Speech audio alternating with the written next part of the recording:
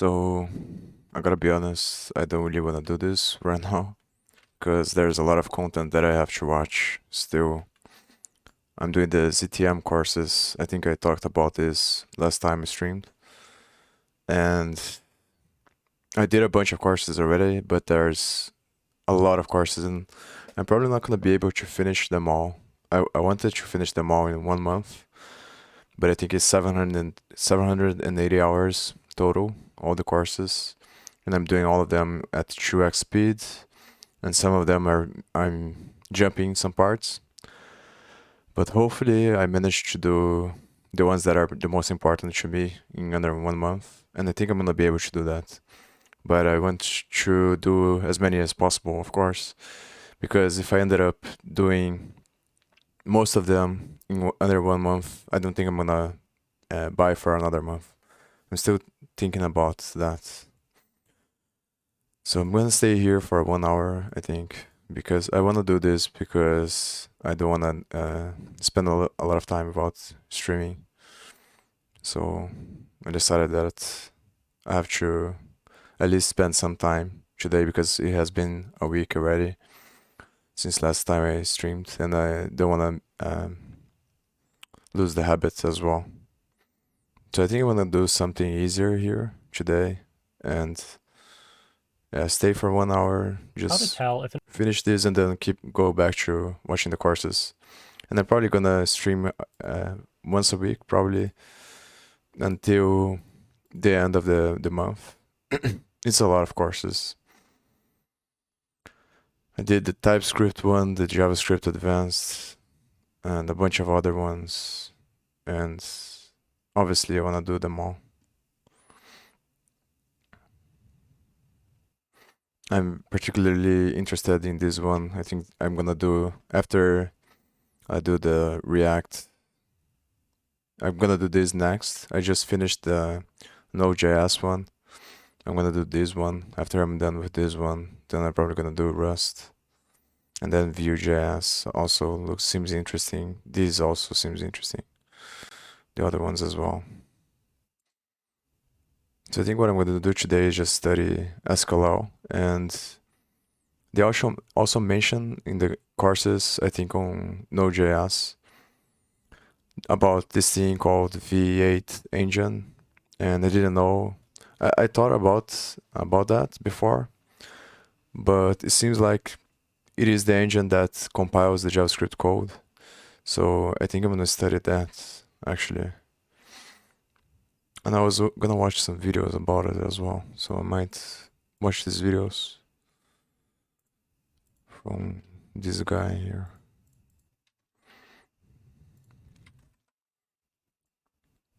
Hey, welcome back to our series. I think understanding how this engine works is gonna help me web scrape as well.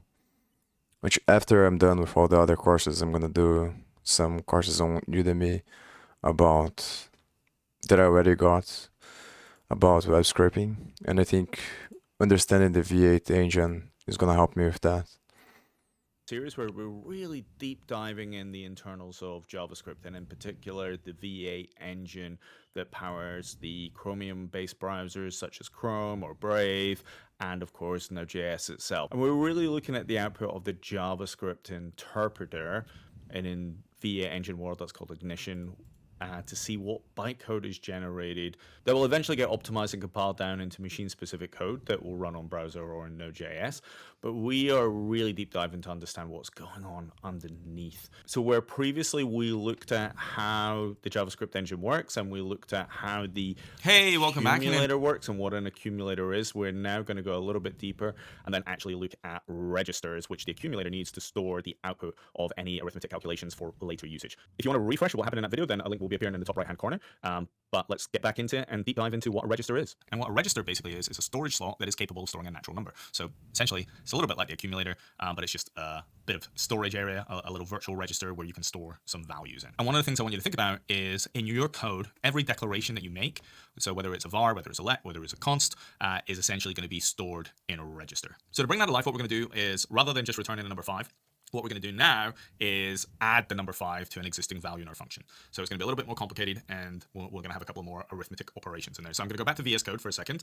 I'm going to go I back. think I'm gonna study these things until I finish all the courses because I think it's gonna help me clarify my mind around how different things connect. And I want to study on how the hardware programs the BIOS. I think that's interesting as well to know, to help me clarify my mind of how things work. And then I want to understand the bridge between Python and the requests and the browser. I think understanding these engines is gonna be very beneficial to learn web scraping because it's all connected. So I think while I do these courses, I'm gonna study these things, and then after I'm done with all the courses, then I'm gonna go back to doing the project because I feel like it's a momentum thing where I had a bunch of momentum building the courses, building the site, but then since I started the courses, it kind of wears off, and then it's probably better to just use this time as more intensive studying time, and then after I'm done with everything, then I go into another phase that I'm applying everything that I learned, and then I go back into the other phase of studying and keep going like that through cycles. I think that's better. So I don't think I'm gonna focus on the sites as much. I'll probably study these things. So I'm thinking about investigating the source code. I also did the machine learning course on the thing, and it was kind of interesting because it seems like I already know most of this stuff, but for some reason it feels like I don't really know it as well. It's hard to explain, but I think, yeah, I think I'm gonna explore the Keras library as well, the sklearn library, and see the source code and think about the math behind it. And I'm also gonna explore the urllib library, I think.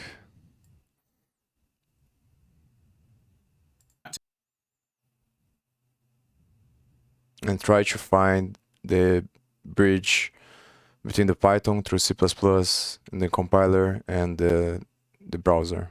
To my example JS, and we're going to change this from being return 5 and we're going to call it add 5 now. So we'll just change this. So what we'll quickly do is we'll just clear the body of this function, and we'll set an initial value. So at the moment, I'm not going to pass any parameters in. I'm just going to set an initial value into a local variable. So I'll create a const, and I'm going to call this const x, and we'll set that initially to the number 10. So if we were trying to figure out what's going to happen in the bytecode, knowing what we know already, we could probably take a few reasonable guesses, right? So we saw this load SMI before, this load small integer, and we had this concept of the accumulator. We could probably figure that the number 10 is going to be loaded into the accumulator, right? And I just explained what registers are, so it probably isn't a massive leap to figure out that what we're going to try and do is take whatever number was in the accumulator, and we're going to try and store it into a register that is representing x, and we'll see that coming up in a second. Now that we've got that in there, what we're going to do is we are going to return the value of x, and we're going to do a little bit of addition. So we are just going to add the number 5 to that. So I'm not going to put 5 into a constant just now. I'm just going to return the number 5. So we'll hit semicolon there. We'll save that. If we return to my terminal for a second and we run node example.js, we should be getting 15 returned, which we do. And then if we want to look at the bytecode, we can do that again. I just need to change the filter, so it's not return 5, and it's going to be add 5 because that's the name of my function now. And we'll hit return. And it's returning a new set of bytecode. So again, we can see at the top it's called add 5. If we look at this, we see the register count is now 1. Remember before we had 0 registers? Now we've got a register count of 1. So let's dig into that a little bit. And then let's have a look at the code underneath there. We see this load into the accumulator, LDA SMI 10. And you see that again, OC, which is load to accumulator, and 0A, which represents the number 10 in hexadecimal. So we guessed that correctly. So it's loading into the accumulator. And then we see this thing that's C6, right? So we've got a new opcode here, right, which is C6. And it says STAR0. Now, we introduced this concept of registers, so the R0, we could probably take a good guess that that's standing for register 0, and therefore we could guess, in the same way as LD stood for load, we could guess that that stood for store, so, and we can... Maybe it's better to read stuff about it. I can watch this video later, I think.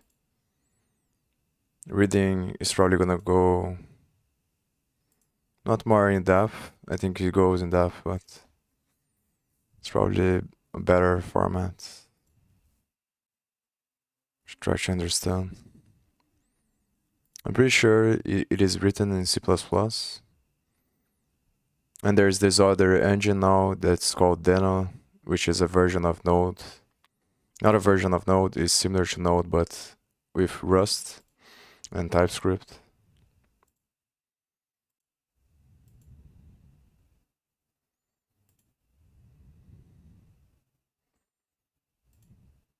I think also another thing that I wanna read or research is how strings are computed.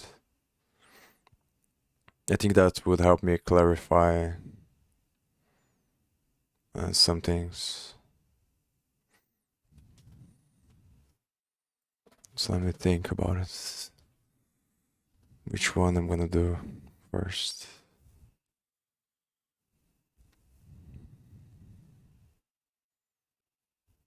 Maybe I'll search for SQL.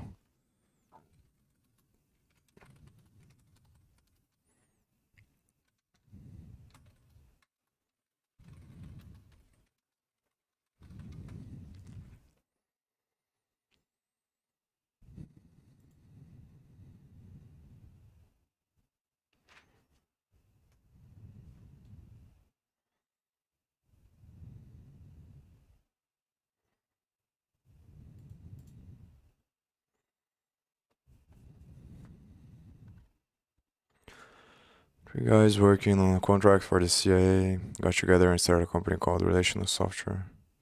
First product was a relational database called Oracle. Founders decided to use the C language for development.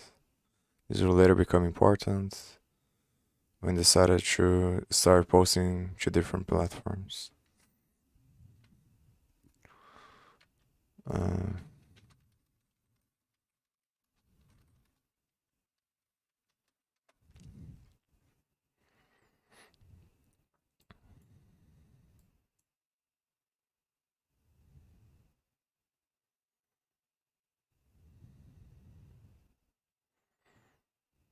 so probably comes from C or C++.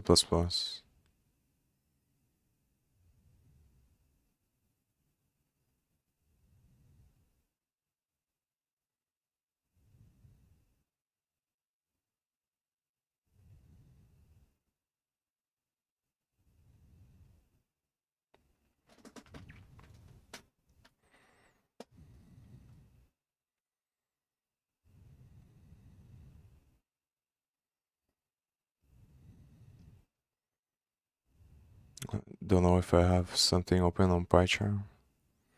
I think I'm gonna open the libraries and investigate them. It's probably better than just research.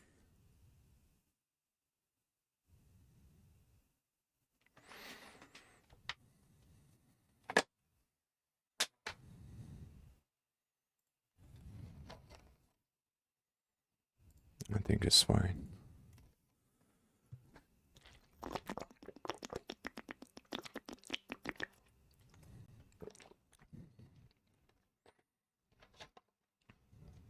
Yeah, I did spend a bunch of time looking at the urllib library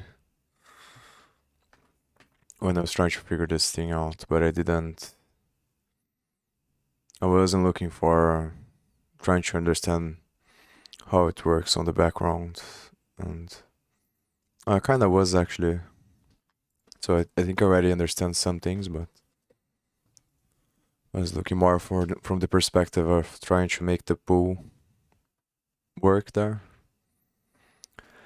Because of the problem I was getting that I wasn't being able to connect to Web 3.0 on this script.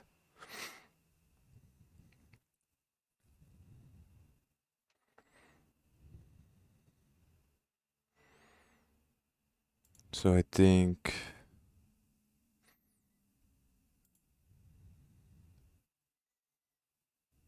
it's probably on side packages.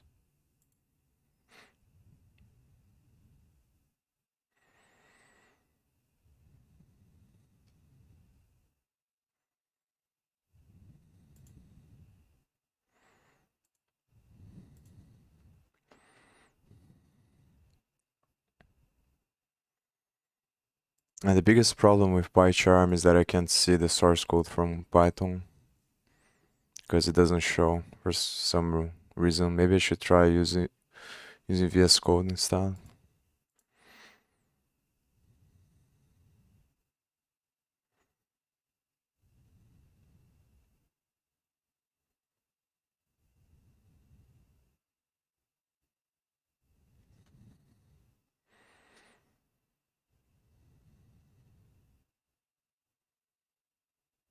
Maybe what I should search actually is the source code for the browsers. I think that's gonna be more interesting. I think I need to clarify the connection first because I don't understand really well. I guess it happens through a proxy, and the proxy comes from the operational system, but I don't know this relationship between the proxy, the server, the proxy, the browser, and Python. I'm pretty sure web scrapers use engine. You have to download it and put it on a path. Use a different one. I know there is a program you need to download and put it to the path. Put it in the path for Selenium and I think for Scrape as well. But I don't know how the relationship is. Or why do you have to do that? So I have to think about good ways to research this so I can clarify more the connection between all these different things before I even look at the source code.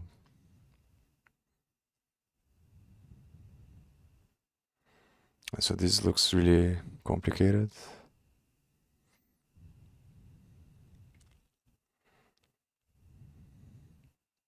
Oh, it comes from here, then here. So SQL doesn't come from C. It comes from this one, which is even lower level than C.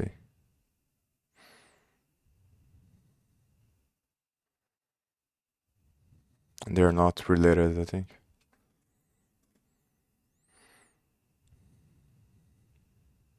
I think at some level they probably all have to be related, but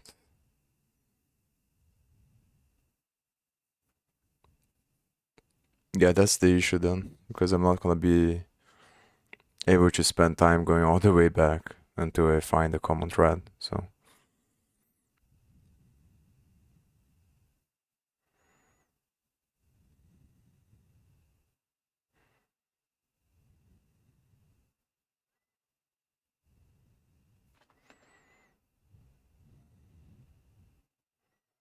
well, maybe this is wrong as well.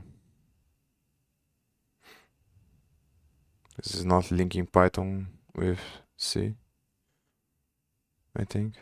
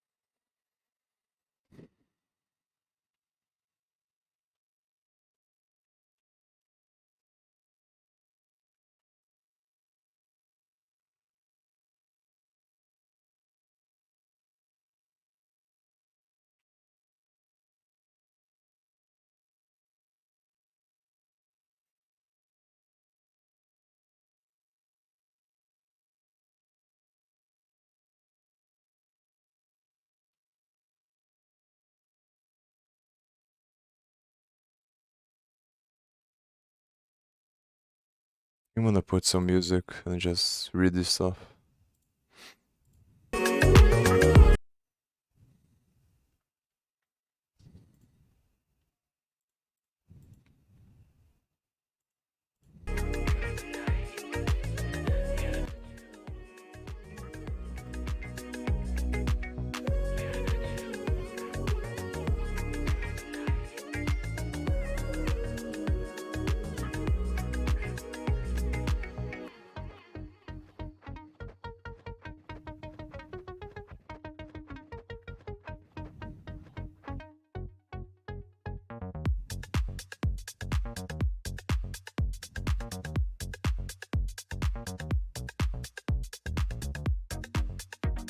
Maybe I should search for browser source code.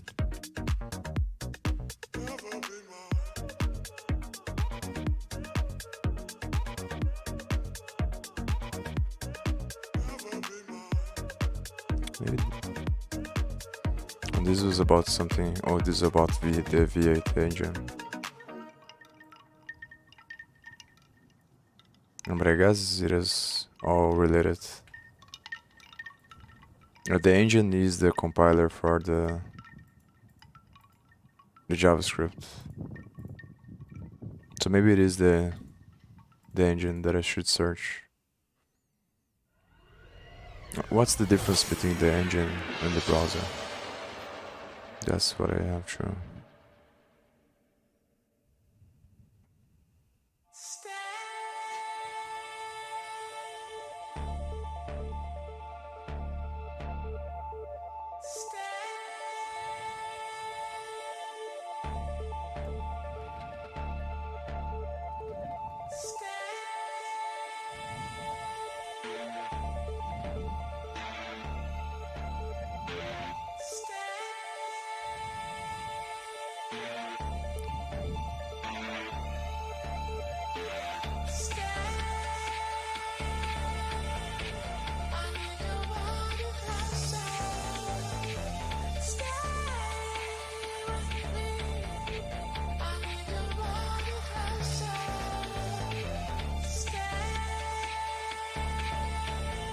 Maybe you should search for how Python connects with the.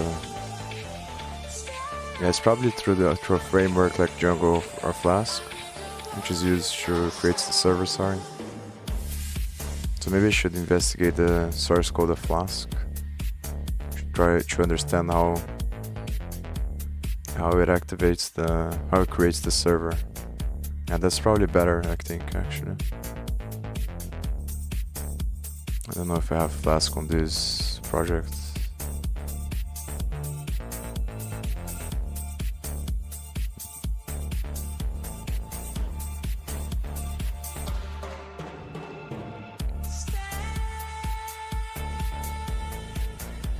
Yeah, I think this is the file that is used probably.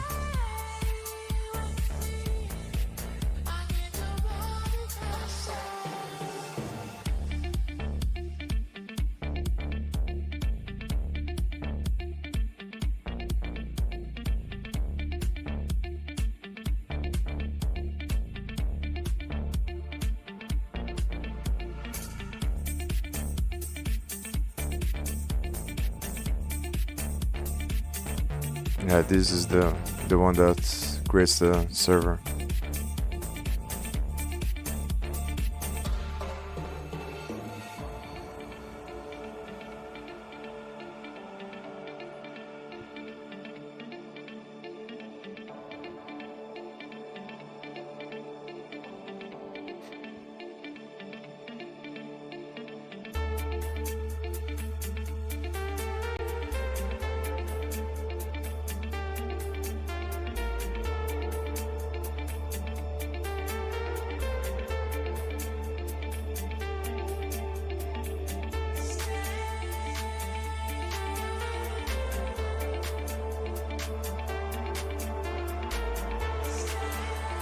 And the environment is just where the templates, to parse the templates through Jinja Tree.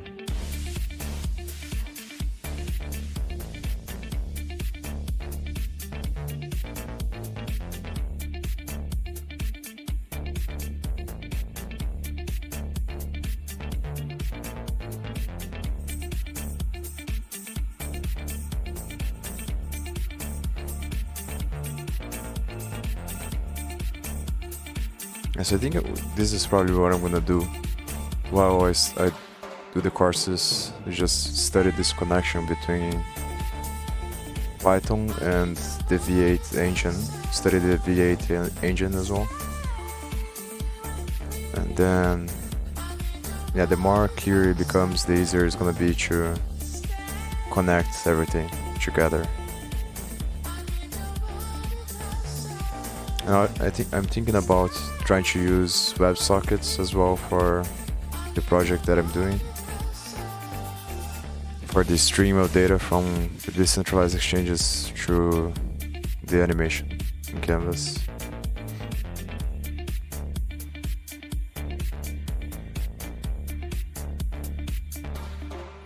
And I was also thinking about which database to use, because different databases have...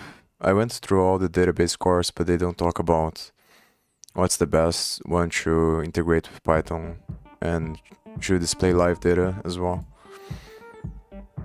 So from the research I did briefly before, I remember they recommend Redis because it is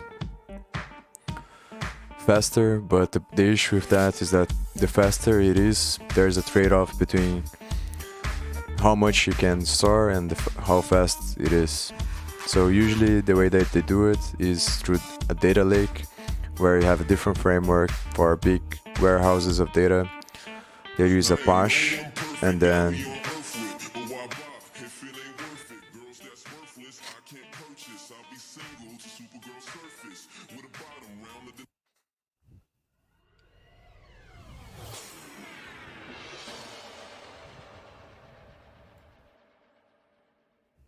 I forgot what I was talking about. I think, yeah, the databases, yeah. So there's Apache, I think Spark, Apache Spark for big databases. And then the difference between Mongo and SQL is the way that it connects the database. Mongo uses, I think, a JSON data format where it's through keys, key pairs, and SQL uses relational, which is through tables. But I'm not really sure. I think they're both.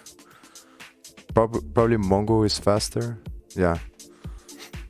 SQL databases are for scaling vertically, and Mongo databases are for scaling horizontally. But I'm not sure which one is better for displaying the live fee of data. And yeah, since it's blockchain data, it would make sense to be Mongo because it scales horizontally and blockchain is decentralized, but I'm not sure if the animation is gonna be better to use Mongo or to use SQL. So that's the thing I'm thinking about. And then how the best way to display that as well in the website. To display the live stream of data. I think it has to be through WebSockets, probably. Because WebSockets keep the connection and yeah. He talks about this on the Node.js, but it obviously uses Node. But he displays an animation for a game and he uses WebSockets, so I think I'm gonna search for that, try to use that with the animation. But then I have to see if it's gonna work passing the information from Python to JavaScript with... I think I already managed to pass it through the template, but maybe if it's possible to pass it through WebSockets, might be better to keep the things separated.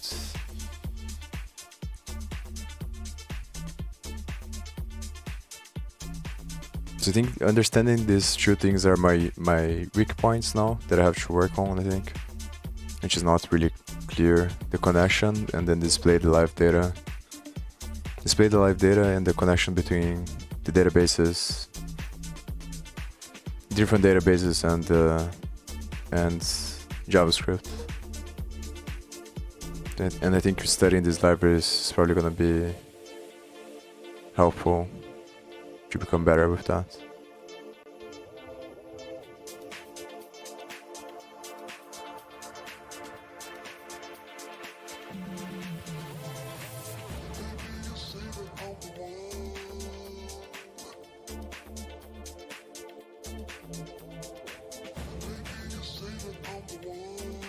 So it uses JSON to encode and decode.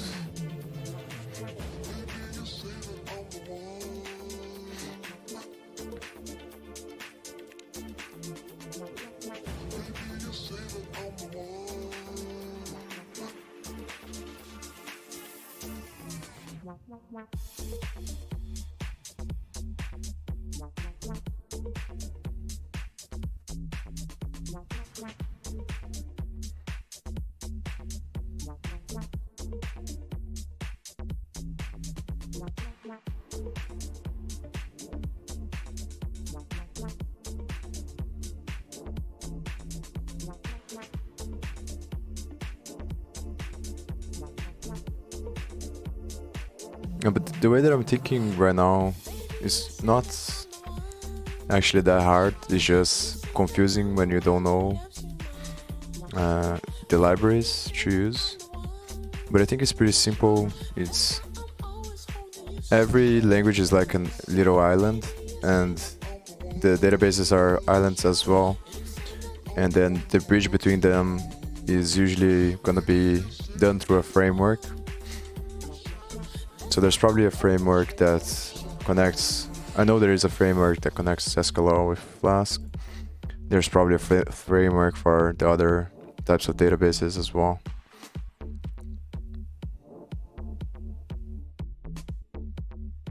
And then it's all about understanding that framework, and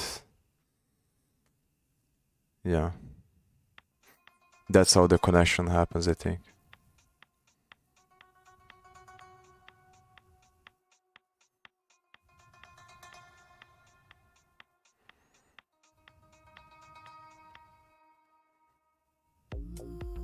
Some people take it far.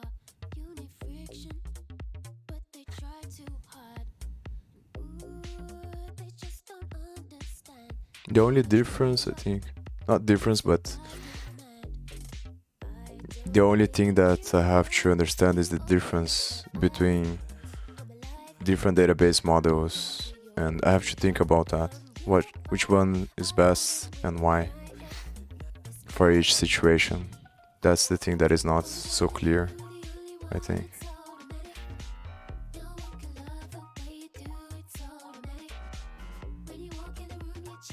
When I'm struggling to come up with the right questions to try to understand that, I think it probably has to do with the V8 engine. I have to understand the V8 engine better to understand how it compiles the information. I think I already know the concepts briefly, but the actual specifics of the code and how it works, the connection between the database and the engine, I think. It's not gonna be done. Yeah, it's gonna be done through the engine, actually.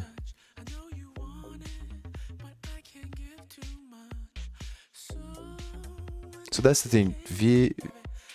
Node.js uses V8, but I'm not sure if Python uses V8. So maybe that's the question I should be asking.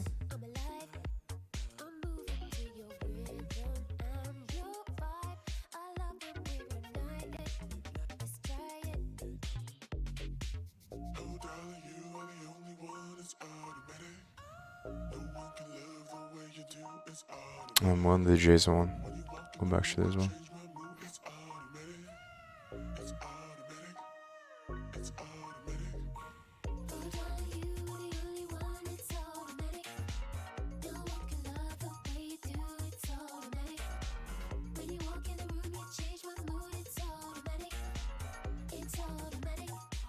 There's also this proxy thing, because I know that the urllib uses proxy connection pools to connect,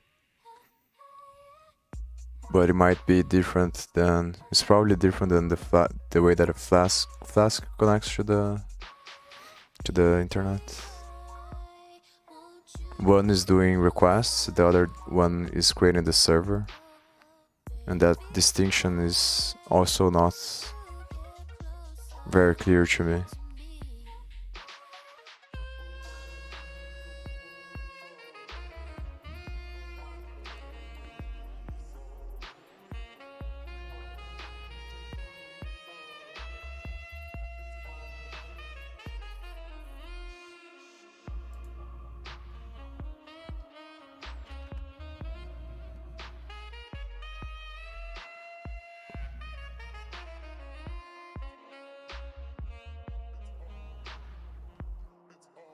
So this is the one that does the routing, probably.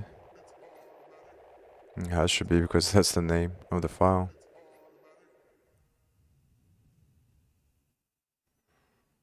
Sometimes I see something that, you know, No, it doesn't look like it is from Flask other times I just library. fantasy.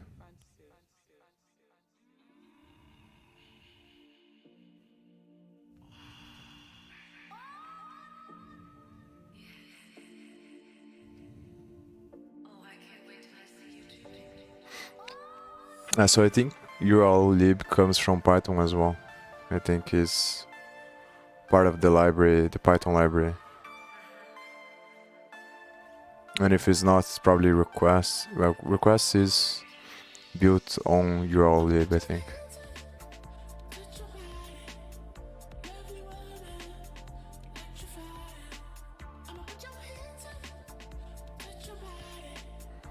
So probably the connection that I'm trying to understand comes from Python itself. The Python library itself is already embedded into it. In the same way that it is embedded in npm when you make the installations, which is Node. Yeah, probably that's the thing. So maybe I should search for what engine Python uses to connect with the web.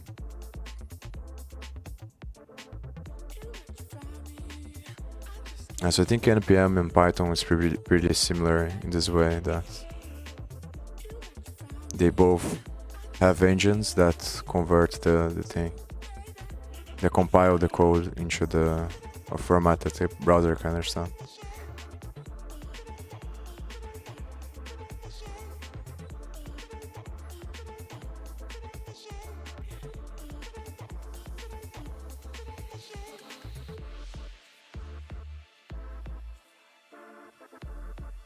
Browser or well.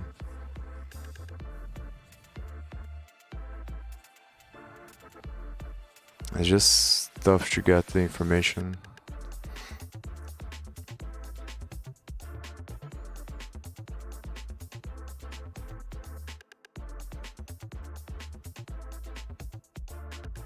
Maybe if I search for the Selenium stuff, I'm gonna be able to find it.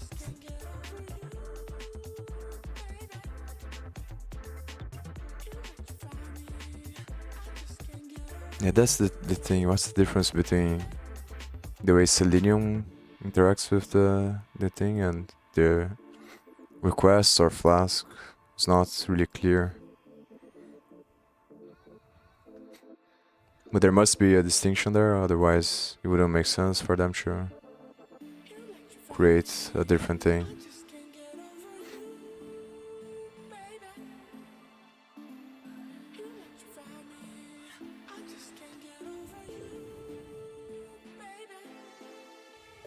I think it's just hard to come up with good things to search because I know that most things that I search for is gonna show me the simple high level stuff that I already know, I think.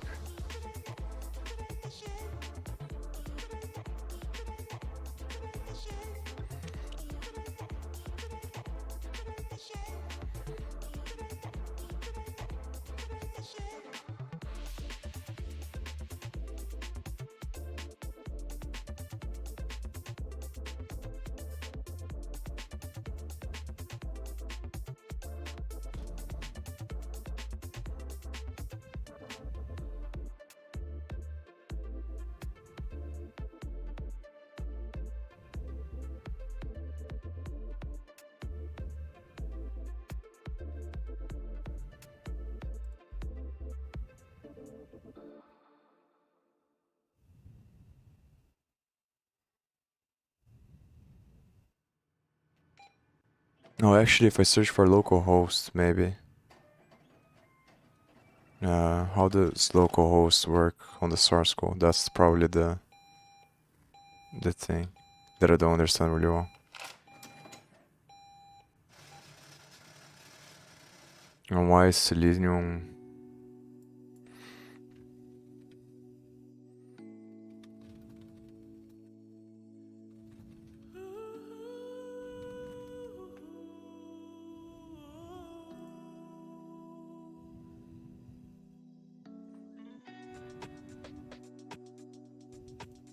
Because why wouldn't Selenium use the same? Yeah, I guess it's because it's gonna, the local host is gonna make connections on your local host, obviously, and Selenium uses. But why not use requests then? The urllib library to connect to the web.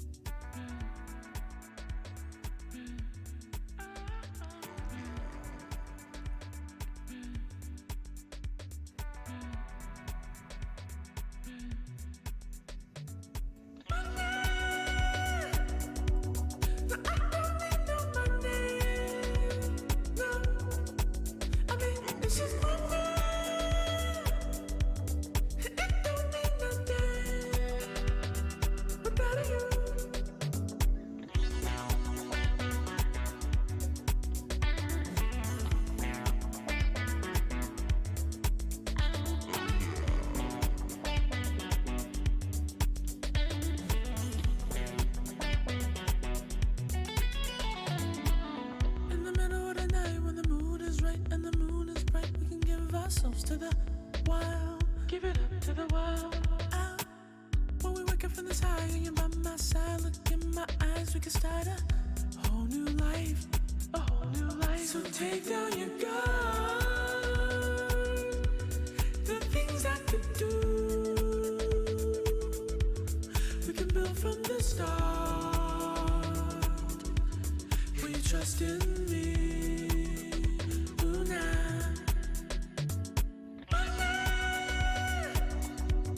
No, I don't need no money. No, I mean, it's just money. It don't mean nothing without you. Money. No, I don't need no money. No, I mean, it's just money. And it don't mean nothing without you. Tell me how you do it, do it. Would you want some right now? Tell me how you do it, do it. Would you want some right now? Tell me how you do it. Maybe we should explore the Selenium library as well. I think it's gonna be hard to find. Just by searching, it's gonna be hard to find what I'm actually trying to look for.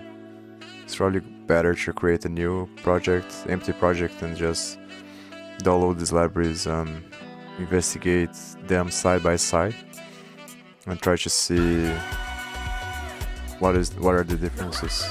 Obviously, it's gonna take a lot of time because they're huge libraries, but I think it's probably worth it because it's a big part of everything that I want to do. Because everything requires pretty much connection with the internet and being good at that. Both for extracting information and for displaying information.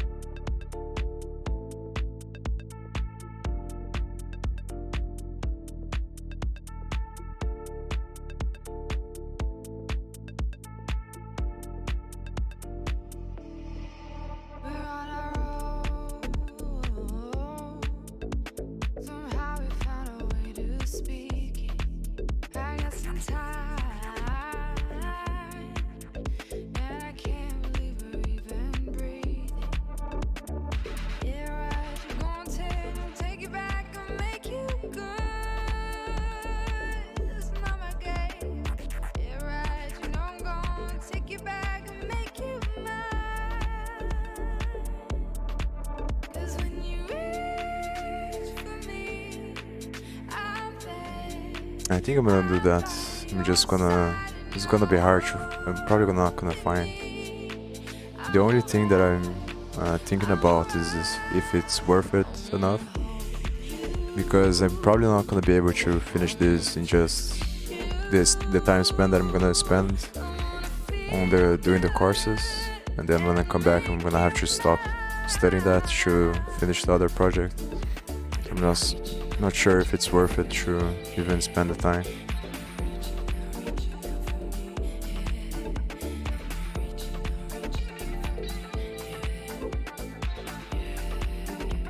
But maybe if I search the thing out, yeah, it's probably worth it actually. Because if I search, I'm also gonna probably have more questions, and then I'll probably be able to make better questions to find the connection that I'm trying to clarify in my mind. I think I'm gonna create here.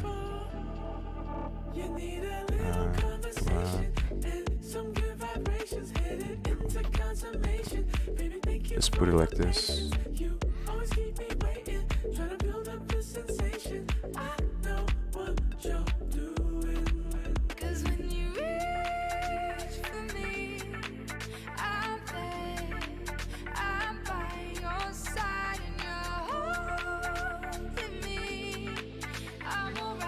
I'm gonna create, I think PyCharm already creates the virtual environment. Interpreter settings.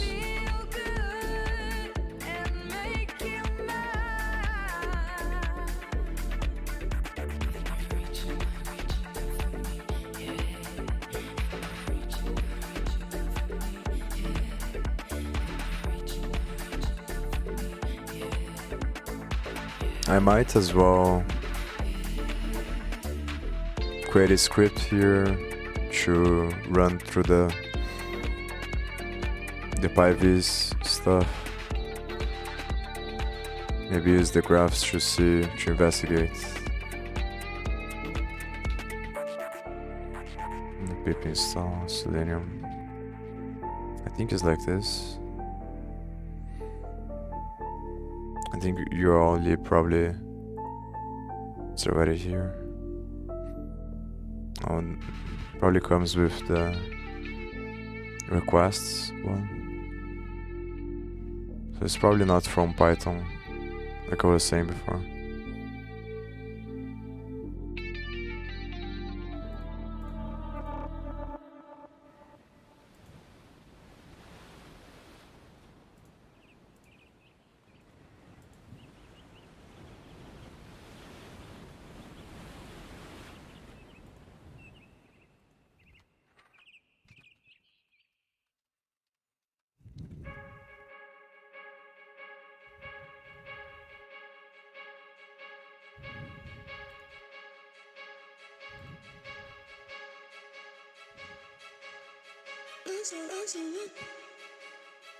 What's here?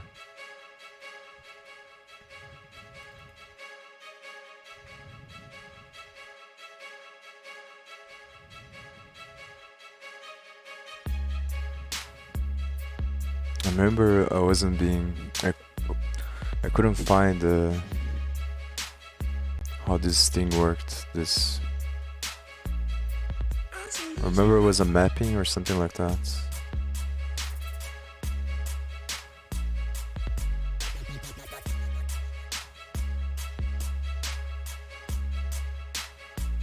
And then uses cache to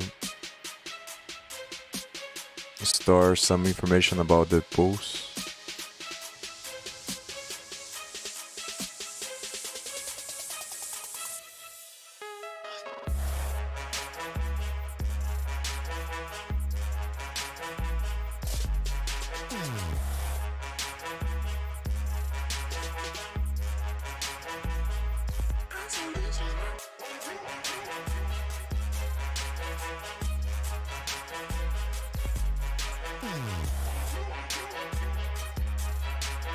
The connection has to be different. So I think through urllib it creates the connection using this header and the other object to make requests to websites, and Selenium probably makes the connection through a different way.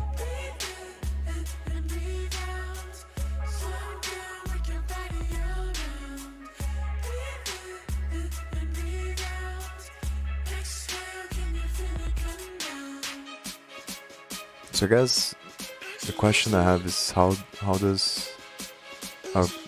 gets displayed through HTML and CSS and functionality through JavaScript, then gets compiled through the V8, I think. Does this... Yeah, I think the browser is probably the thing that is the application that probably compiles everything together. So the V8 is probably part of the browser thing.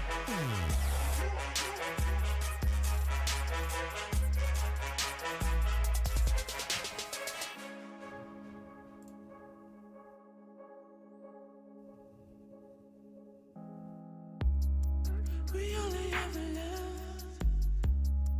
when it's the moments that you need me. We always felt the rush when every time feels so easy. I think I'm gonna stop here already. Yeah, it's almost 1 hour. I think I'm gonna stop here. I wanna finish the courses. I don't just wanted to do this stream today to so I don't spend a lot of time not streaming. But I'm obviously more focused on the courses. I think next time when I come back I'm gonna keep doing this, or reading the source code for these different libraries and trying to clarify the connection between the web and Python. So eventually, after I finish all the courses, then I can come back to working on the websites that I'm working. So see you then.